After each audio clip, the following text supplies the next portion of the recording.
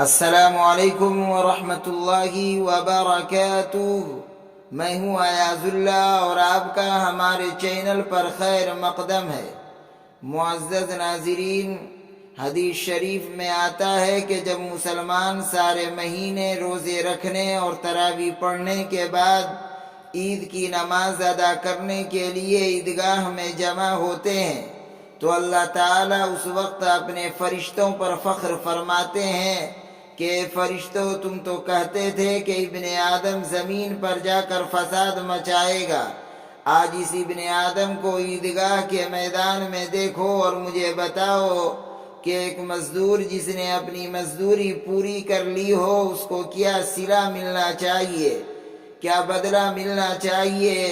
جواب میں فرشتے فرماتے ہیں، اے اللہ، جس مزدور نے اپنا کام پورا کر لیا ہو اس کا صلہ یہ ہے کہ اس کو پوری مزدوری دے دی جائے، اس میں کوئی کمی نہ کی جائے۔ اللہ تعالیٰ فرماتے ہیں، میں اپنی عزت و جلال کی قسم کھا کر کہتا ہوں،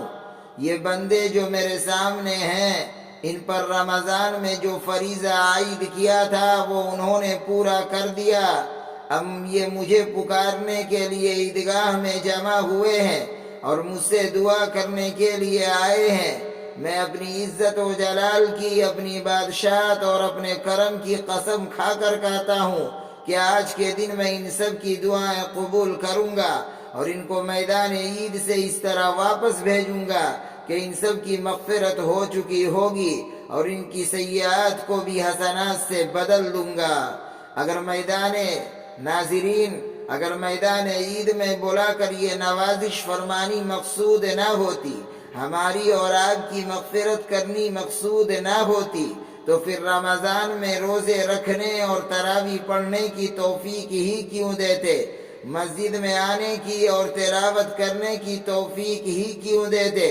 جب انہوں نے ان عبادات کی توفیق دی ہے تو ان کی رحمت سے امید یہ ہے کہ انہوں نے ہمارے ساتھ خیر کا ارادہ فرمایا ہے، مغفرت کا ارادہ فرمایا ہے، لیکن کہیں ایسا نہ ہو کہ وہ تو ہماری مغفرت کا ارادہ فرما رہے ہیں اور ہم اس فکر میں لگے ہوئے ہوں کہ کسی طرح اور گناہوں کے اندر اضافہ کر لیں، اس لیے کہ ہم تو گناہ کرنے پر لگے ہوئے ہیں اور اپنے اعمال کے ذریعے اس بات کا اظہار کر رہے ہیں کہ ہمیں مغفرت نہیں چاہیے۔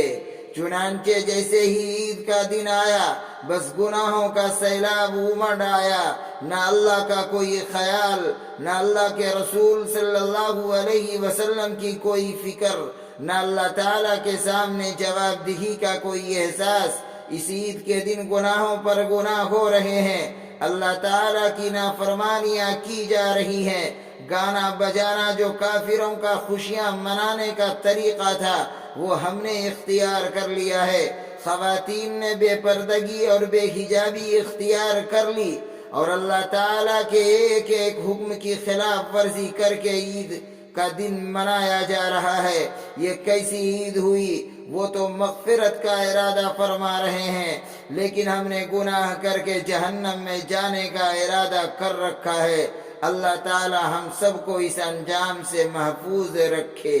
آمین۔